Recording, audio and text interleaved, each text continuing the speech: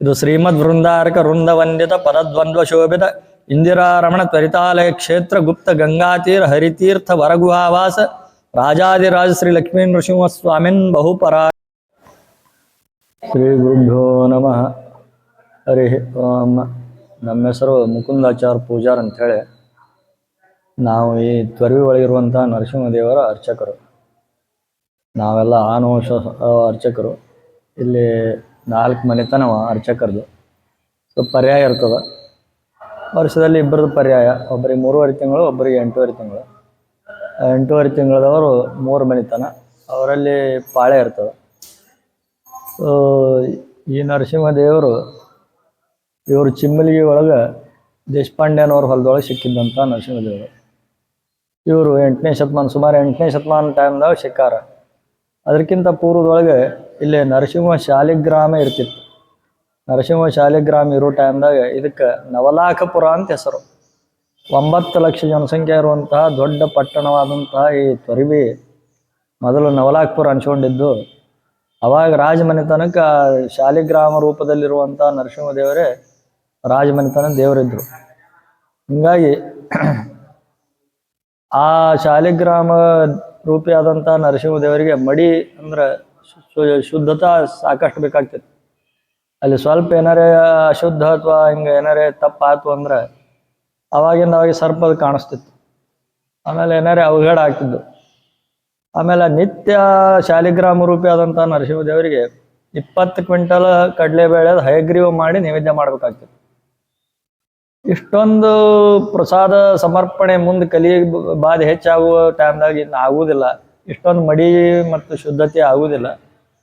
ಅದಕ್ಕೆ ಇನ್ನು ಕಲಿ ಪ್ರಭಾವ ಹೆಚ್ಚಾಗಿ ನಾ ಎಲ್ಲರಿಗೂ ದರ್ಶನ ಕೊಡಬೇಕು, ಆದ್ರೆ ನಾ ಈ ರೂಪದಿಂದ ಕೊಡ್ಲಿಕ್ಕೆ ಆಗುದಿಲ್ಲ, ನನ್ನ ಕಾಲು ಮುಗೀತು, ನನ್ನನ್ನು ವಿಸರ್ಜನೆ ಮಾಡ್ರಿ ಅಂತೇಳಿ ಅರ್ಚಕರು ಸೊಪ್ಪನಾಯ್ತು. ಅವಾಗ ಅರ್ಚಕರು ಹೋಗಿ ರಾಜನ ಮುಂದೆ ಹೇಳಿದ್ರು, ಇಲ್ಲ ಸ್ವಾಮಿದು ಹಿಂಗೆ ಸ್ವಪ್ನಾಗಿತ್ತು, ಅವ್ರನ್ನ ವಿಸರ್ಜನೆ ಮಾಡಲಿಗತ್ತಾರ, ಹ್ಯಾಂಗೆ ಮಾಡೋದು? ಅವಾಗ ಎಲ್ಲ ಗ್ರಾಮಸ್ಥರು ರಾಜರೆಲ್ಲ ಕೂತ್ಕೊಂಡು ದೇವ್ರ ಹತ್ರ ಪ್ರಾರ್ಥನೆಯನ್ನು ಮಾಡಿದರು. ಏನಂದ್ರೆ, ನಮ್ಮನ್ನು ಸಂರಕ್ಷಣೆ ಮಾಡಲಿಕ್ಕೆ ದೇವರು ನೀವಿಲ್ಲ ಅಂದ್ರೆ ಹೆಂಗಾಗೋದು? ನಿಮ್ಮನ್ನು ವಿಸರ್ಜನೆ ಮಾಡಿದ್ರೆ ಮತ್ತು ನಮ್ಮನ್ನು ರಕ್ಷಣೆ ಮಾಡೋರು ಯಾರು? ಅದಕ್ಕಾಗಿ ಒಂದು ಏನಾದರೂ ಪರಿಹಾರ ಹೇಳ್ರಿ ಅಂದಾಗ ಮತ್ತೆ ಸೊಪ್ಪಂದಾಗ ಬಂದು ನರಸಿಂಹದೇವರು ಹೇಳಿದ್ರು, ಇಲ್ಲ, ನನ್ನನ್ನು ಒಯ್ದು ಕೃಷ್ಣಾನದಿಯೊಳಗೆ ವಿಸರ್ಜನೆ ಮಾಡಿ ದಕ್ಷಿಣ ದಿಕ್ಕಿಗೆ ಹಸಿವು ಲೋಕೋತ್ ಹೋಗ್ರಿ. ಎಲ್ಲಿ ಭೂಮಿಗೆ ತನ್ನನ್ನು ತಾನೇ ಅಗ್ನಿ ಹತ್ತದ, ಹಸಿಹುಲ್ ಒಯ್ಯೋಣ ಬೆಂಕಿ ಹತ್ಬೇಕು, ಅಲ್ಲೇ ನಂದು ವಿಗ್ರಹ ಸಿಗ್ತದೆ, ತಂದು ಸ್ಥಾಪನೆ ಮಾಡ್ರಿ, ಎಲ್ಲರಿಗೂ ಒಳ್ಳೇದಾಗ್ತದೆ ಅಂತ ಹೇಳಿದ್ರು. ಸೊ ಆ ರೀತಿ ಮೊದಲು ಇವ್ರು ಏನು ಮಾಡಿದ್ರು, ಆ ನರಸಿಂಹ ಶಾಲಿಗ್ರಾಮ ಒಯ್ದು ಇಲ್ಲಿ ಊರೊಳಗೆ ನರಸಿಂಹ ತೀರ್ಥ ಅಂತ ಒಂದದ ಬಾವಿ ಒಳಗೆ ಹಾಕಿದ್ರು. ಆ ನರಸಿಂಹ ಶಾಲಿಗ್ರಾಮ ಎಷ್ಟು ಉಗ್ರಿತ್ತು ಅಂದ್ರೆ ರಾತ್ರೋರಾತ್ರಿ ಅಷ್ಟು ನೀರು ಕುಡಿದು ಮರುದಿನ ಮತ್ತೆ ಇವ್ರು ಸ್ನಾನಕ್ಕೆ ಹೋದಾಗ ದರ್ಶನ ಕೊಡ್ತು. ಅವಾಗಲ್ಲೇ ಸಾಷ್ಟಾಂಗ ದಂಡವತ್ ಪ್ರಣಾಮ ಹಾಕಿ ನಮ್ಮನ್ನು ಕ್ಷಮಾ ಮಾಡ್ರಿ, ನಿಮ್ಮ ನದಿ ಹೋಯ್ತು ಅಂತೇಳಿ ಇಲ್ಲೇ ಒಬ್ರು ನರಸಿಂಹವ್ರು ಅಂಥೇಳಿ ಅವ್ರ ಮನೆ ತನಕ ಹೆಸರೇ ಕೊಟ್ಟರು. ಅವ್ರ ಬಂಡಿ ಗಾಡಿ ಒಳಗೆ ಹಾಕ್ಕೊಂಡು, ಅವಾಗೆಲ್ಲ ಬಂಡಿ ಗಾಡಿ ಒಳಗೆ ಪ್ರವಾಸ ಮಾಡ್ತಿದ್ರು. ಸೊ ಆ ಬಂಡಿ ಗಾಡಿ ಒಳಗೆ ಹಾಕ್ಕೊಂಡು ಆಲ್ಮಟ್ಟಿ ಹತ್ರ ಚಿಮ್ಮಲಿಗೆ ಅಂತ ಬರ್ತದೆ, ಅಲ್ಲಿ ನದಿ ಒಳಗೆ ಹಾಕಿ ಅಲ್ಲಿಂದ ಇನ್ನೇನು ದಕ್ಷಿಣ ದಿಕ್ಕಿಗೆ ಹೋಗ್ಬೇಕು ಅನ್ನೋದ್ರಾಗ ಅಲ್ಲಿ ದೇಶಪಾಂಡೆ ಅವ್ರ ಹೊಲದೊಳಗೆ ಭೂಮಿಗೆ ಬೆಂಕಿ ಹತ್ತು. ಆ ಅಗ್ನಿಸ್ಪರ್ಶ ಆದಾಗ ಆ ಜಾಗ ಅಗದು ನೋಡಿದರೆ ಈ ನರಸಿಂಹದೇವರ ಮೂರ್ತಿಯನ್ನು ಕೃಷ್ಣಾಂಜನದೊಳಗೆ ಸುತ್ತಿಟ್ಟಿದ್ರಂತ. ಆಮೇಲೆ ಕೃಷ್ಣಾಂಜನದೊಳಗೆ ಸುತ್ತಿದ್ವಂಥ ಮೂರ್ತಿ ತೆಗೆದು ನೋಡಿದಾಗ ಮೇಲೆ ಹಸಿಗಂಧ ಅಕ್ಷಂತೆ ಎಲ್ಲ ಹಂಗೆ ಇರ್ತದೆ. ಅವಾಗ ತಪಸ್ಸುಗಳಿದ್ರು. ತಮ್ಮ ತಪಸ್ಸಿನಿಂದ ನೋಡಿದಾಗ ಆ ದುರ್ವಾಸ ಋಷಿಗಳು ಶೇಷ ರೂಪದಿಂದ ಬಂದು ನಿತ್ಯ ಪೂಜೆ ಮಾಡ್ತಿದ್ರಂತ ಅವರು. ಹಿಂಗಾಗಿ ಇವರಿಗೆ ದುರ್ವಾಸಕ ರಾಕ್ಷಸ ನರಸಿಂಹದೇವರು ಅಂತಾರೆ. ಆಮೇಲೆ ಆ ಗ್ರಾಮಸ್ಥರೆಲ್ಲ ಕೂಡ್ಕೊಂಡು, ಇದು ನಮ್ಮ ಗ್ರಾಮದೊಳಗೆ ಸಿಕ್ಕಂಥ ನರಸಿಂಹದೇವರು, ನಾವು ನಿಮಗೆ ಕೊಡೋದಿಲ್ಲ, ನೀವೇನೋ ಸ್ವಪ್ನ ಆಗ್ಯದ ಹಂಗೆ ಹಿಂಗೆ ಅಂತ ಬಂದಿರ, ಖರೆ ನಮಗೂ ಸ್ವಪ್ನ ಆದ್ರೆ ನಾವು ಕೊಡ್ತೇವೆ ಅಂತ ಹೇಳಿದ್ರಂತ. ಅವಾಗ ಒಬ್ಬರಲ್ಲಿ ಆವೇಶ ಆಗಿ ನರಸಿಂಹದೇವರು ಹೇಳಿದ್ರಂತ ಯಜಮಾನಿಗೆ, ನೋಡಪ್ಪ, ನಾ ತ್ವರಿವಿ ಒಳಗೆ ಇರ್ತಕ್ಕವ, ನಾನು ಎಲ್ಲರನ್ನೂ ಉದ್ಧಾರ ಮಾಡ್ಬೇಕು, ನೀವು ಅಲ್ಲಿ ತ್ವರಿವಿಗೆ ಬಂದು ನನ್ನ ಕುಲದೇವ್ರು ಅಂಥೇಳಿ ನಡ್ಕೊಂಡ್ರಂದ್ರೆ ನಿಮ್ಮನ್ನ ನಾ ಉದ್ಧಾರ ಮಾಡ್ತೀನಿ, ಇಲ್ಲ ಅಂದ್ರೆ ನಿಮ್ಮನ್ನೆಲ್ಲ ಸಂಹಾರ ಮಾಡ್ತೀನಿ ಅಂದಾಗ ಅವ್ರು ಅವಾಗೇ ನರಸಿಂಹದೇವ್ರನ್ನ ಬಿಟ್ಕೊಟ್ರು. ಸೊ ರಾತ್ರಿ ಆದ ಟೈಮ್ದಿಂದಾಗಿ ಮಾರನೇ ದಿನ ಅವ್ರು ಅಲ್ಲಿ ಬೆಳಗ್ಗೆಯಿಂದ ಇದನ್ನ ಮತ್ತೆ ಬಂಡಿ ಗಾಡಿ ಒಳಗೆ ಹಾಕ್ಕೊಂಡು ತೊಗೊಂಬಂದ್ರು. ಮೊದಲು ಇಲ್ಲಿ ಮೇಲೆ ಸ್ಥಾಪನೆ ಮಾಡಿದ್ರು. ಆಮೇಲೆ ಎಷ್ಟೋ ವರ್ಷಗಳಾದ್ಮೇಲೆ ಇಲ್ಲಿ ಬಹಮನಿ ಸುಲ್ತಾನರ ಟೈಮ್ದಾಗ ಏನಂದ್ರೆ ಯಾರು ಇಬ್ರಾಹಿಂ ಆದಿಲ್ ಶಾಹಿ ಅದಕ್ಕಿಂತ ಪೂರ್ವದಲ್ಲಿ ಇಲ್ಲಿ ಔರಂಗಜೇಬನ್ ಟೈಮ್ ಬಂದಾಗ ಇವ್ರ ಮೂರ್ತಿ ಭಿನ್ನ ಮಾಡ್ಲಿಕ್ಕತ್ರು. ಅದಕ್ಕೆ ಇನ್ನು ಈ ಮೂರ್ತಿಗೆ ಏನೂ ಆಗಬಾರ್ದು ಅಂತೇಳಿ ಒಳಗೆ ಗುಹಾ ಮಾಡಿ ಸ್ವಾಮಿ ಹೇಳಿದ್ನಂತ ನಾನು ಗುಹಾ ಮಾಡಿ ಸ್ಥಾಪನೆ ಮಾಡ್ರಿ. ಅದಕ್ಕಾಗಿ ಗುಹಾ ಮಾಡಿ ಸ್ಥಾಪನೆ ಮಾಡಿ ಬಂಡಿಗಲ್ ಹಚ್ಚಿ ಅಲ್ಲಿ ಗುಹಾ ಬಂದ್ ಮಾಡಿದ್ರು. ಆ ಗುಹಾ ಬಂದ್ ಮಾಡಿ ಅಲ್ಲಿ ಈಶ್ವರ ತಳಗ ಸುರಂಗಗಳನ್ನು ಮಾಡ್ಕೊಂಡಿದ್ರು. ಆ ಸುರಂಗದಿಂದ ಹೋಗಿ ಬಾವಿಗೆ ಹೋಗಿ ಸ್ನಾನ ಮಾಡ್ಕೊಂಡ್ಬಂದು ನಿತ್ಯ ಪೂಜೆ ಮಾಡ್ಕೊಂಡು ಹೋಗ್ತಿದ್ರು. ಇದು ಯಾವ್ದು ಇವ್ರಿಗೂ ಗೊತ್ತಾಗ್ಲಿಲ್ಲ ಇಲ್ಲಿ ದೇವ್ರದ ಅಂತೇಳಿ. ಎಲ್ಲಾರು ದಾಳಿ ಮಾಡ್ಲಿಕ್ಕೆ ಬಂದ್ರು. ಇಲ್ಲಿ ಹೊರಗೆಲ್ಲ ಕಮಾನ್ ಅದು ಕಟ್ಟಿದ್ ನೋಡಿ ಇಲ್ಲಿ ಒಳಗೊಂದು ಬರೇ ಕೋಲ್ ಇದ್ದಿದ್ ನೋಡಿ ಪ್ರಾರ್ಥನಾ ಮಂದಿರದ ಅಂತ ಹೇಳಿ ಹೋದ್ರು. ಆದ್ರೆ ಇಬ್ರಾಹಿಂ ಆದಿಲ್ ಶಾಹಿಗೆ ಮಾತ್ರ ಅವನು ನರಸೋಬಾಡಿ ನಡ್ಕೋತಿದ್ದ. ಅವನ ಮಕ್ಕಳ ಕಣ್ಣಿನ ದೋಷ ಅಥವಾ ಏನೋ ತ್ರಾಸ ಇತ್ತಂತ ಆರೋಗ್ಯದ್ದು. ಹಿಂಗಾಗಿ ಅಲ್ಲಿ ನಡ್ಕೋತಿರುವಾಗ ಅವರು ನರಸೋಬಾಡಿ ಮಹಾರಾಜ ಇವರು ದತ್ತರು ಹೇಳಿದ್ರಂತ ಅವಂಗ, ನೋಡಪ್ಪ ನಿನ್ನ ಕ್ಷೇತ್ರದೊಳಗೆ ನರಸಿಂಹದೇವರಿದ್ದಾರೆ, ಅದಕ್ಕೆ ಅಲ್ಲಿ ಹೋಗಿ ನಡ್ಕೋ, ಅವ್ರು ನಿನ್ನೆಲ್ಲ ಕಷ್ಟ ಪರಿಹಾರ ಮಾಡ್ತಾರಂದಾಗ ಅವ ಇಲ್ಲಿ ಸಂಗೀತ ಮಹಲ್ ಕಟ್ಟಿಸಿ ಆ ಸಂಗೀತ ಮಹಲ್ ನೆಪದಿಂದಾಗಿ ಇಲ್ಲಿ ಬಂದು ದರ್ಶನ ತೊಗೊಂಡು ಹೋಗ್ತಿದ್ದ. ಅವನು ಗುಹಾದಿಂದೇ ಬರ್ತಿದ್ದ. ಹಿಂಗಾಗಿ ಇದು ಉಳ್ಕೊಂಡು ಬಂತು. ಆಮೇಲೆ ಮುಂದೆ ಬಹಮನಿ ಸುಲ್ತಾನ್ರ ಆದ್ಕೊಳ್ಳೆ ಇವ್ರು ಬಂದ್ರು, ನಿಜಾಮರು ಬಂದರು. ಅವ್ರಿಗೂ ಈ ದೇವಸ್ಥಾನದ ಬಗ್ಗೆ ಗೊತ್ತಾಗಲಿಲ್ಲ. ನಿಜಾಮರನ್ನು ಸೋಲಿಸಿ ಯಾವಾಗ ಪೇಶ್ವೆಯವ್ರು ಬಂದರು, ಅವರಿಗೆ ಹೋಗಿ ಇದು ಇಲ್ಲಿ ಹಿಂಗೆ ದೇವಸ್ಥಾನ ಅದ, ಇದು ಹಿಂಗೆ ಅದ ಅಂತ ಹೇಳಿದಾಗ ಅವ್ರು ಇದನ್ನೆಲ್ಲ ಓಪನ್ ಮಾಡಿ ಆಮೇಲೆ ಅರ್ಚಕರನ್ನೆಲ್ಲ ಅವರಿಗೆ ಭೂಮಿಗಳನ್ನು ಕೊಟ್ಟು, ಇಲ್ಲ ಇನ್ನು ನೀವು ಎಲ್ಲರೂ ದರ್ಶನ ಮಾಡಲಿಕ್ಕೆ ಇದೇನು ಯೋಗ್ಯ ಅದ, ಇನ್ನು ಎಲ್ಲರಿಗೂ ಅವಶ್ಯವಾಗಿ ಮುಕ್ತವಾಗಿ ದರ್ಶನ ಕೊಡ್ರಿ, ಆಮೇಲೆ ನಿತ್ಯ ಪೂಜೆ ಮಾಡ್ಕೊಂಡು ಹೋಗ್ರಿ ಅಂತೇಳಿ ಜಮೀನು ಅದು ಕೊಟ್ಟರು. ಸೊ ಅವಾಗಿನಿಂದ ಇದು ಓಪನ್ ಆಯಿತು. ಅಲ್ಲಿವರೆಗೂ ಇದು ದೇವಸ್ಥಾನ ಮುಚ್ಚಿದ್ದಿತ್ತು. ಆದ್ರೆ ನಿತ್ಯ ಪೂಜೆ ಆಗ್ತಿತ್ತು ದೇವರಿಗೆ ಪೂಜೆ ನಿಂತಿಲ್ಲ, ಗುಪ್ತ ರೀತಿಯಿಂದ ಆಗ್ತಿತ್ತು. ಆಮೇಲೆ ಈ ನರಸಿಂಹ ದೇವ್ರದ್ದು ವೈಶಿಷ್ಟ್ಯ ಏನಂದ್ರೆ, ಇವರು ಶಾಲಿಗ್ರಾಮ ಶಿಲಾದೊಳಗೆ ದುರ್ವಾಸರ ತಪಸ್ಸಿಗೆ ಒಲಿದು ಒಡಮೂಡ್ಯಾರ. ಇವರು ಬಲಭಾಗದೊಳಗೆ ಲಕ್ಷ್ಮೀ ದೇವಿ ಇದ್ದಾಳೆ, ಎಡಭಾಗದೊಳಗೆ ಪ್ರಹ್ಲಾದರಾಯ ಇದ್ದಾರೆ. ತೊಡೆ ಮೇಲೆ ಹಿರಣ್ಯಕಶಿಪುನ ಹಾಕೊಂಡು ಹೊಟ್ಟೆ ಬಗೆತಿರುವಂತಹ ನರಸಿಂಹದೇವರು. ಇವರಿಗೆ ಉಗ್ರ ನರಸಿಂಹ ಅಂತಾರೆ. ಯಾಕಂದ್ರೆ ಸ್ವರೂಪ ಸಂಹಾರ ಮಾಡ್ತಿರೋದಂಥದ್ದಿರೋದ್ರಿಂದ ಇವರಿಗೆ ಉಗ್ರ ನರಸಿಂಹ. ಎರಡು ಕೈಯಿಂದ ಹೊಟ್ಟೆ ಬಗದಾರೆ, ಎರಡು ಕೈಯಲ್ಲಿ ಕರಳಮಾಲೆ ಹಿಡ್ದಾರೆ, ಇನ್ನೂ 4 ಕೈಯಲ್ಲಿ ಆಯುಧ ಚಕ್ರ, ಅಂಕುಶ, ಶಂಖ, ಗದದಲ್ಲಿ ಪ್ರಾಣದೇವರು. ಒಂದು ಕಾಲು ವಸ್ತುವಿನ ಮೇಲೆ ಇಟ್ಟಿದ್ದಾರೆ, ಇನ್ನೊಂದು ಕಾಲು ಮಡಿಸಿ ಗರುಡ ದೇವರ ತಲೆ ಮೇಲಿದೆ. ಅದಕ್ಕೆ ಇವರಿಗೆ ಗರುಡ ವಾಹನ ಲಕ್ಷ್ಮೀ ನರಸಿಂಹ. ಪ್ರಹ್ಲಾದ ಸಹಿತವಾಗಿರೋದ್ರಿಂದ ಪ್ರಹ್ಲಾದ ಪರಿಪಾಲಕ ನರಸಿಂಹ ಅಂತಲೂ ಅದು ಅವ್ರಿಗೆ ಕರೀತಾರೆ. ದುರ್ವಾಸಕರಾರ್ಚಿತ ನರಸಿಂಹ, ಗರುಡ ವಾಹನ ನರಸಿಂಹ, ಲಕ್ಷ್ಮೀ ನರಸಿಂಹ, ಆಮೇಲೆ ಪ್ರಹ್ಲಾದ ವರದ ನರಸಿಂಹ, ಈ ಥರ ಇವರಿಗೆ ಅನೇಕ ಬಿರುದುಗಳವ. ಶಾಲಿಗ್ರಾಮದಲ್ಲಿ ಒಡಮೂಡಿದಂಥ ನರಸಿಂಹದೇವರು ಇರೋದ್ರಿಂದ ಇವರಲ್ಲಿ ಜಾಗ್ರತೆ ಸಾಕಷ್ಟಿದೆ. ಹಿಂಗಾಗಿ ಇದು ಜಾಗೃತ ದೇವಸ್ಥಾನ. ಆಮೇಲೆ ಇಲ್ಲಿ ಹರ ಅಂದ್ರೆ ಶಿವ. ದುರ್ವಾಸರು ಪೂಜೆ ಮಾಡಿದ್ರಿಂದಾಗಿ ದುರ್ವಾಸರು ರುದ್ರಾಂಶ ಸಂಭೂತರು. ಅವ್ರ ಪ್ರತೀಕವಾಗಿ ಅಲ್ಲಿ ಮೊದಲು ಲಿಂಗ ದರ್ಶನ, ಶಿವಲಿಂಗ ದರ್ಶನ ಮಾಡಿಕೊಂಡು ನರಸಿಂಹದೇವರ ದರ್ಶನ, ಗುರುಗಳ ದರ್ಶನ, ಆಮೇಲೆ ನರಸಿಂಹದೇವರ ದರ್ಶನ. ಅಂದ್ರೆ ಮನೋನ್ಯಾಮಕರಾದಂತಹ ರುದ್ರದೇವರಿಗೆ ನಾವು ಶರಣ ಹೋದ್ರೆ ಅವರು ನಮ್ಮನ್ನ ಮೋಕ್ಷ ಕೊಡುವಂಥ ನರಸಿಂಹದೇವರ ಹತ್ರ ಕರ್ಕೊಂಡು ಹೋಗ್ತಾರ ಅನ್ನೋ ಒಂದು ಸಂಕೇತವನ್ನು ಇಲ್ಲಿ ಇಟ್ಟಾದ್ರೆ. ಆಮೇಲೆ 16ನೇ ಶತಮಾನದಲ್ಲಿ ಇಲ್ಲಿ ಒಬ್ಬರು ನರಹರಿ ಕವಿ ಅಂತ ಆಗಿ ಹೋದರು. ಆ ನರಹರಿ ಕವಿಗಳು ವಾಲ್ಮೀಕಿ ಬರೆದಂಥ ರಾಮಾಯಣ ಯಾವುದು ಸಂಸ್ಕೃತದಲ್ಲಿ ಇತ್ತು ಅದನ್ನು ಕನ್ನಡದಲ್ಲಿ ಬರೆದ್ರು. ಅದಕ್ಕೆ ತೊರವೆ ರಾಮಾಯಣ ಅಂತ ಹೆಸರು. ಅವರು ತಮ್ಮ ಅಂಕಿತ ನಾಮವನ್ನು ಕುಮಾರ ವಾಲ್ಮೀಕಿ ಅಂತ ಇಟ್ಕೊಂಡ್ರು. ಅವರು ಕುಮಾರವ್ಯಾಸನಿಂದ ಪ್ರಭಾವಿತರಾಗಿದ್ದರು. ಹಿಂಗಾಗಿ ಅವರು ಈ ಕನ್ನಡದಲ್ಲಿ ತೊರವೆ ರಾಮಾಯಣವನ್ನು ಬರೆದ್ರು.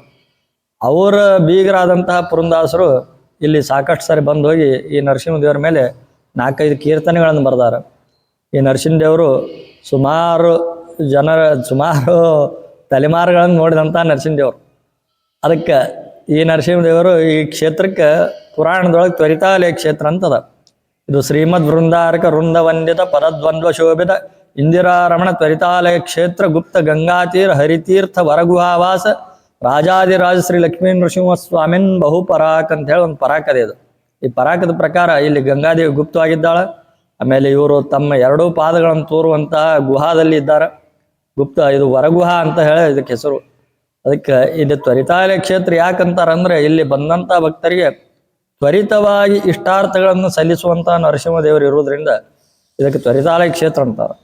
ಸೊ ಇಂತಹ ತ್ವರಿತಾಲಯ ಕ್ಷೇತ್ರದ ನರಸಿಂಹದೇವರ ಮಹಾತ್ಮೆಯನ್ನು ಕೇಳಿದಂತಹ ಮತ್ತು ಇದನ್ನು ಆಸಕ್ತಿಯಿಂದ ವಿಡಿಯೋ ಮಾಡಿದಂತಹ ಎಲ್ಲರಿಗೂ ತಮ್ಮ ಇಷ್ಟಾರ್ಥಿಗಳು ತ್ವರಿತವಾಗಿ ಈಡೇರಿಸಲಿ, ನರಸಿಂಹದೇವರು ಎಲ್ಲರಿಗೂ ಅನುಗ್ರಹ ಮಾಡಲಿ ಅಂಥೇಳಿ ದೇವರ ಹತ್ರ ಪ್ರಾರ್ಥನೆ ಮಾಡಿಕೊಂಡು ಎಷ್ಟು ನಮಗೆ ಲಭ್ಯ ಇರುವಂಥ ಇದು ಸ್ಥಾಪನೆ ಮಾಡಿದ್ದು ಗ್ರಾಮಸ್ಥರೇ. ಮೂಲ ಶಾಲಿಗ್ರಾಮ ಅದು ಯಾರು ಅಂತ ಇರಂಗಿಲ್ಲ. ರಾಜನಿಗೆ ಈಗ ಋಷಿಮುನಿಗಳ ಇಲ್ಲಿ ತಪಸ್ಸು ಮಾಡಿರ್ಬೇಕು. ಈ ಕ್ಷೇತ್ರಕ್ಕೆ ಅಷ್ಟು ಮಹತ್ವದ. ಅದು ರಾಜನ ಮನೆತನಕ್ಕೆ ಒಲೆದು ಬಂದಿರ್ತಾರೆ ಅಥವಾ ಅವ್ರ ರಾಜ ಮನೆತನ ಗುರುಗಳು ಕೊಟ್ಟಿರ್ತಾರೆ. ಹಿಂಗೇನೋ ಇರ್ತದೆ ಅದು ಹೊರತಾಗಿ ಅದನ್ನು ಯಾರು ಏನಂತಂಬುದು ಎಲ್ಲೂ ಲೇಖನೇ ಇಲ್ಲ. ಆದ್ರೆ ನಮ್ಮ ಹಿರಿಯರು ಹಿಡ್ಕೊಂಡಿದ್ದನ ಕತೆ ಹಿಂಗೆ ಹೇಳ್ಕೊತ ಬಂದಿದ್ದದ, ಇದು ಎಲ್ಲೂ ಲೇಖಿ ಒಳಗಿಲ್ಲ. ಆದರೆ ಇದನ್ನ ಹಿಂಗೆ ಇದು ಸತ್ಯನೂ ಅದ, ಇದೇನು ಸುಳ್ಳಲ್ಲ, ನಾವು ಕಟ್ಟಿದ ಕಥೆನೂ ಅಲ್ಲ, ಇದು ಸತ್ಯ ಅದ. ಈ ನರಸಿಂಹದೇವರು ನಂಬಿ ನಡೆದಂಥ ಭಕ್ತರಿಗೆ ಇವ್ರು ನಂಬಿಕೊಂಡು ನಡಿಬೇಕು ಅಷ್ಟೇ. ಈ ನರಸಿಂಹದೇವರು ಎಲ್ಲ ಈ ಕಷ್ಟಗಳನ್ನು ಪರಿಹಾರ ಮಾಡಿ ಇಷ್ಟಾರ್ಥಗಳನ್ನು ಈಡೇರಿಸ್ತಾರೆ. ಎಷ್ಟು ಮಾತ್ರ ಹೇಳ್ತಾರೆ.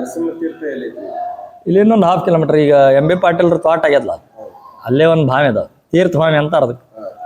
ಅದು ಮೊದಲು ಇಲ್ಲಿಂದ ಅಲ್ಲಿ ತನಕ ಎಲ್ಲ ನರಸಿಂಹದೇವರ ಆದಿನದೊಳಗೆ ಇತ್ತಂತ. ಅದು ಕಟ್ಟಿದ ಭಾವಿ ಅದ ಆ್ಯಕ್ಚುಲಿ. ಅದು ಹಿಂಗಾಗಿ ಅಲ್ಲೇ ಅದು ಭಾವಿ ಅದ, ಅಲ್ಲಿಂದ ಸ್ನಾನ ಮಾಡಿ ಬಂದು ಪೂಜೆ ಮಾಡ್ತಿದ್ವಿ ಮೊದಲೆಲ್ಲ. ಈಗೆಲ್ಲ ಅಲ್ಲಿ ಅವರು ಮಾಲಿಕೆ ಆಗ್ಯದ, ಪ್ಲಸ್ ಅದು ನಮಗೀಗೆಲ್ಲ ಬಿಡಂಗಿಲ್ಲ. ಹಯಗ್ರೀವ್ ಅಂದ್ರೆ ಕಡಲೆಬೇಳೆ ಬೆಲ್ಲ ಮತ್ತು ಅದಕ್ಕೆಲ್ಲ ಕೊಬ್ಬರಿ ಗಿಬ್ಬರಿ ಹಾಕಿ ಮಾಡ್ತಾರದು ಹಯಗ್ರೀವ್ ಅಂತೇಳಿ. ಕುದಿಸಿರ್ತಾರದು, ಕುದಿಸಿ ಮಾಡೋದು. ಈಗ ನೀವು ಏನು ನಿಮ್ಮ ಭಕ್ತಿ ಪ್ರಮಾಣದಾಗ ಕೊಟ್ಟರು, ಮೊದಲು 20 ಕ್ವಿಂಟಲ್ ಕಡಲೆಬೇಳೆ ಅದು ಹಯಗ್ರೀವ್ ನೈವೇದ್ಯ. ಅದಕ್ಕೆ ಭಯಂಕರ ಪ್ರಮಾಣದಾಗ ಇರ್ತಿತ್ತು. ಆಮೇಲೆ ಎಲ್ಲರಿಗೂ ದರ್ಶನ ಇರಲಿಲ್ಲ ಅವಾಗ. ರಾಜಮಂತನ ಬ್ರಾಹ್ಮಣರು ಅರ್ಚಕರು ಯಾರಿದ್ರು ಅವ್ರಿಗೆ ಅಷ್ಟೇ ದರ್ಶನ. ಅವಾಗೆಲ್ಲ ಭಾಳ ಮಡಿ ಇರ್ತಿತ್ತು. ಮಡಿಯಿಂದ ಪೂಜೆ ನೋಡ್ರಿ, ಶುದ್ಧತಾ. ಮಡಿ ಅಂದ್ರೇನು ಶುದ್ಧತಾದಿಂದ ಎಷ್ಟು ನಾವು ನರಸಿಂಹದೇವರಿಗೆ ಪೂಜೆ ಮಾಡ್ತೇವೋ, ಸಮರ್ಪಣೆ ಮಾಡ್ತೇವೋ, ಅಷ್ಟು ನಮಗೆ ಚಲೋ ಆಗ್ತದೆ. ಏನೋ ಭಕ್ತಿ ಇರ್ಬೋದು, ಆದ್ರೆ ಅಡಸಲು ಮಾಡಿ ಅಶುದ್ಧತೆಯನ್ನು ನಾವು ಸಮರ್ಪಣೆ ಮಾಡಿದ್ರೆ ನಮಗೂ ಅಶುದ್ಧತೆ ಬರ್ತದೆ. ಅದಕ್ಕೆ ಎಷ್ಟು ಶುದ್ಧವಾಗಿ ನಾವು ದೇವ್ರ ಹತ್ರ ಹೋಗ್ತೇವೋ ಅಷ್ಟು ಶುದ್ಧವಾಗಿ ನಮ್ಮನ್ನು ಅವರು ಉದ್ಧಾರ ಮಾಡ್ತಾರೆ. ಎಷ್ಟು ನಾವು ಹೇಳ್ಬೋದು. ಈಗ ಮೊದಲ ಇದನ್ನ ಮಾಡ್ತೀವಿ ಇಲ್ಲಿ ಉಗ್ರ ನರಸಿಂಹ ಮೂರ್ತಿ. ಹೌದು, ಟೋಟಲ್ ಇಂಡಿಯಾದಾಗ ಉಗ್ರನ ಮೂರ್ತಿ ಎಷ್ಟು ಪರ್ಟಿಕ್ಯುಲರ್ ಆಗಿ ನಂಬರ್ಸ್ ಏನಿಲ್ಲ. ಆದ್ರೆ ಆಂಧ್ರದೊಳಗೆ ಹೆಚ್ಚು, ಕರ್ನಾಟಕ ಕಂಪೇರ್ ಮಾಡಿದ್ರೆ ಆಂಧ್ರದೊಳಗೆ ನರಸಿಂಹದೇವರೇ ಹೆಚ್ಚು. ಅಹೋಬಲ ಅಂತದ ಅಲ್ಲಂತರೂ ಉಗುರು ತೊಳ್ಕೊಂಡಿದ್ದಂಥ ಕ್ಷೇತ್ರ ಅದು. ಸಂಹಾರ ಆದ್ಕೊಳ್ಳಿ ಉಗುರು ತೊಳ್ಕೊಂಡಾರ ಅಂತ ಹೇಳ್ತಾರೆ. ಇನ್ನೂ ಆದ್ರೂ ನಿಯರ್ ಕೆಂಪು ಅವು. ಮತ್ತು ಅಲ್ಲಿ 9 ರೂಪ ಅವರು. ಅಲ್ಲಿ 9 ರೂಪ ಅವರು. ದೇವರು ನರಸಿಂಹದೇವ್ರು 2 ಕೈ ಹಿಂಗೆ ಇಟ್ಕೊಂಡು ಕೂತಿದ್ದ ಅಂದ್ರೆ ಅವರಿಗೆ ಯೋಗ ನರಸಿಂಹ ಅಂತಾರೆ. ತೊಡೆ ಮೇಲೆ ಲಕ್ಷ್ಮೀ ಇದ್ಲಂದ್ರೆ ಶಾಂತ ನರಸಿಂಹ. ತೊಡೆ ಮೇಲೆ ಹಿರಣ್ಯಕಶಿಪುನ ಸಂಹಾರ ಮಾಡ್ತಿದ್ರೆ ಅವರಿಗೆ ಉಗ್ರ ನರಸಿಂಹ ಅಂತಾರೆ. ಕೈಯೊಳಗೆ ಚಿಂತಾಮಣಿ ಅಂದ್ರೆ ಹಿಡ್ದಿದ್ರ ಅಂದ್ರೆ ಅವರಿಗೆ ಚಿಂತಾಮಣಿ ನರಸಿಂಹ ಅಂತ ಹೇಳ್ತಾರೆ. ಹಿಂಗೆಲ್ಲ ಅವರು ಆ ರೂಪ ಮೇಲೆ ಅವರು ಸ್ವರೂಪ ಹೋಗ್ತದೆ. ವಿಗ್ರಹದೊಳಗೆ ಯಾವ ರೂಪ ಅದ ಅದ್ರ ಪ್ರಕಾರ ಅಲ್ಲಿ ದೇವರು ವಾಸ ಇರ್ತದೆ. ಹಿಂಗೆಲ್ಲ ಇರ್ತದೆ.